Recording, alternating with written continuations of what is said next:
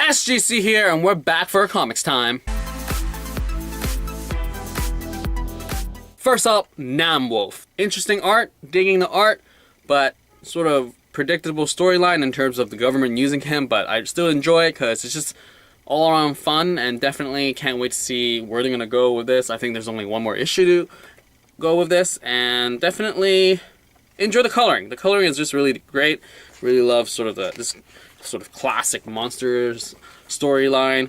Granted, it could have been a lot more entertaining, but what have you, supporting some indie stuff. So yeah, definitely cannot wait to see how it concludes. Rick and Morty 27, holy smokes. This was a legit creepy, like, oh my goodness. Reading this was just, cringe, cringe, cringe. Spiders coming out of his head. Definitely dug it. Storyline's messed up and was fun. It's great fun as always. And 6 more days to filming. Obviously not the date for this comic run, but the actual real life 6 more days until season 3 airs. For the rest of it anyways. Also really dug the backup where it talks about Rick and Jerry. And look, Cthulhu talking now.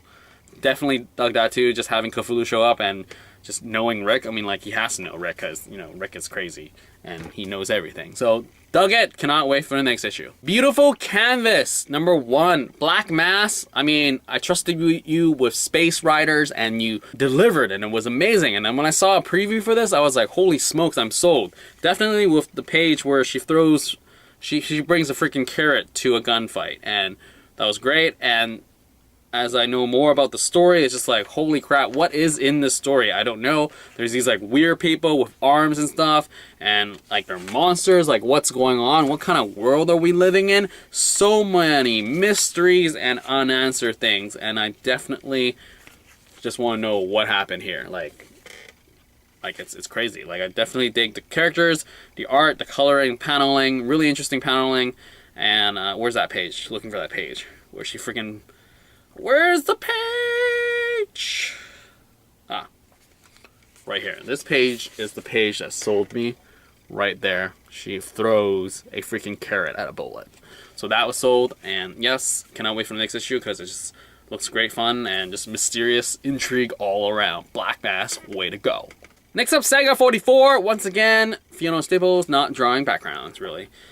Interesting story progression. I mean, now we're trying to head for that doctor now, and then there's these like centaur people, and they're fighting, and then we get on the train, and then we get more magic stuff, and we get some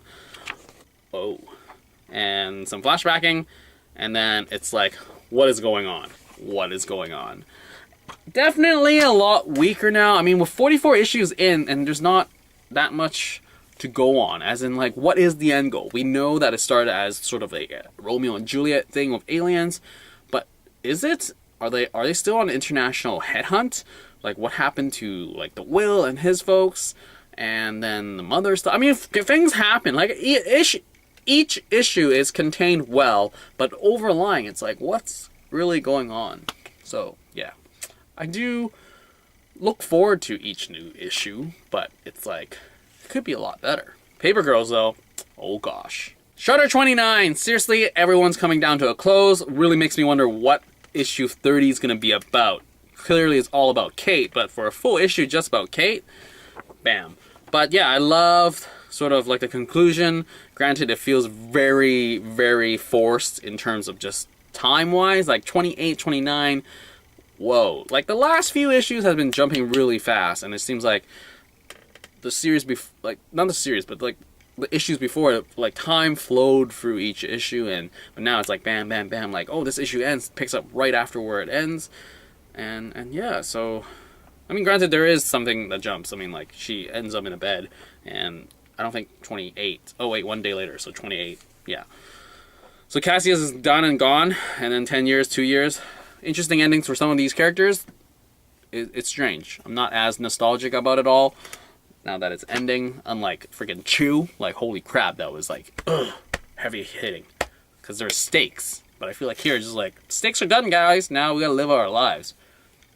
Lastly, Supergirl being Super number 4, the last book. I actually thought there was an alternate cover, because this really doesn't look like Joëlle Jones' art. But the insides, I think this book is probably the best looking one for this series. Definitely interesting with the fights and then, like, sort of the friendships. Granted, this would do great in a trade where it's like a season 1 type of thing. So definitely wonder what they're gonna name it when it comes out in trade. Probably just that.